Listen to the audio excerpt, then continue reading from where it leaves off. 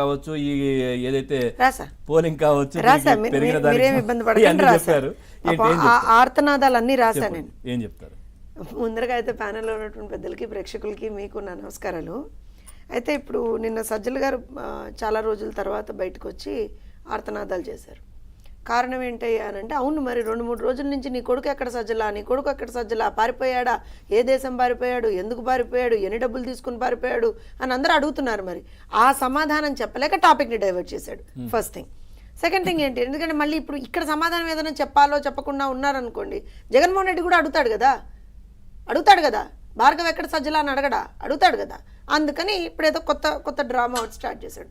నేను ఒక 5 విషయాలు చెప్తానండి, 5-4 ఉన్నాయి. ఏమన్నాడంటే, మొదటి విషయం, బెట్టింగ్ కోసం సోషల్ మీడియా ప్రచారం కోసం మేము ప్రయత్నాలు చేయడం లేదు. దీనికి ఆన్సర్ చెప్తాను నేను. అలానే ఇంకోటి ఏమన్నాడు, CEO నిబంధనలకు విరుద్ధంగా ఆదేశాలు ఇచ్చారట. మాచర్ల విషయంలో నిష్పక్షపాతంగా విచారణ జరగడం లేదుట.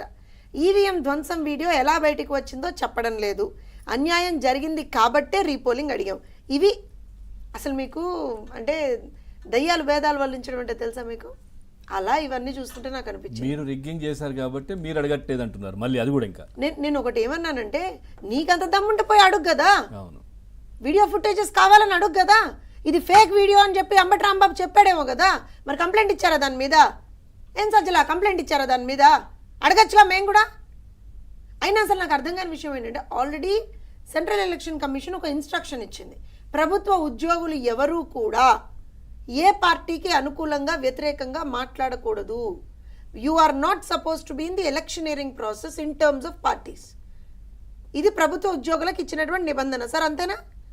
ఇప్పుడు ఈ మహానుభావుడు ఏ హోదా విషయంలో, ఇందాక శ్రీనివాస్ గారు అడిగారు, ఆయన ఒక అనలిస్ట్గా అడిగారు, నేను ఒక పార్టీ ప్రతినిధిగా అడుగుతున్నాను. అయ్యా మీరు ఏ హోదాలో ఒక ప్రెస్ మీట్ పెట్టారు? ఒకవేళ నేను సలహాదారుడుగా ప్రెస్ మీట్ పెట్టాను అని అంటే, మా డబ్బులు తిన్నారు మీరు, అక్కడ మా డబ్బులు జీతాలుగా తీసుకుంటున్నారు కదా. మరి అలాంటప్పుడు మీరు పని చేయాల్సింది ప్రభుత్వానికి, జగన్మోహన్ రెడ్డికి కాదు. అదేదో పొన్నవోలు సుధాకర్ రెడ్డి వెళ్ళాడు చూడండి, అదే లండన్ ఎక్కడికి వెళ్ళి అక్కడ గుక్కబట్టి ఏడుస్తున్నాడు. అయ్యయ్యో మా జగన్మోహన్ రెడ్డి, అయ్యయ్యో మా జగన్మోహన్ రెడ్డి అని అక్కడ గుక్కబట్టి ఏడుస్తున్నాడు. పోరాటం చేస్తున్నాడు. చాలా ఆయనకు చాలా థ్రెట్ ఉంది. నేను ఒక విషయం చెప్తానండి, ఇక్కడ ఇంకో మాట నేను సజ్జలు అన్నాడు, వ్యవస్థల్ని ఏదో మేనేజ్ చేయడానికి చంద్రబాబు నాయుడు గారు.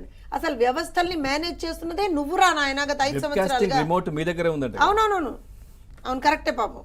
అసలు అంటే వీళ్ళు మాట్లాడితే అసలు అందులో నిజాలు ఉన్నాయా లేవా, ప్రజలు మేము చెప్పేది నిజంగా అంటే ఏం మాట్లాడుతున్నాం అనేటువంటి కాన్సెప్ట్ కూడా లేకుండా సంవత్సరాలు బయట ఎవరున్నారు.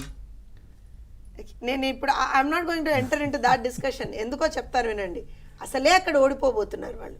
గుక్క పట్టి ఏడుస్తున్నాడు ఒక్కొక్కడు, లండన్ వెళ్ళి మరీ ఏడుస్తున్నాడు. మామూలుగా ఇక్కడ ఆంధ్ర రాష్ట్రంలో వదిలేశారు, ఇంకెళ్ళి లండన్ వెళ్ళి మరీ ఏడుస్తున్నారు. దాంతో పాటుగా రేపు పొద్దున్న ఒక్కొక్కళ్ళు ఎలా తయారయ్యారు అని అంటే వీళ్ళ మానసిక పరిస్థితి బాగాలేదు పవన్ గారు. దయచేసి మీరు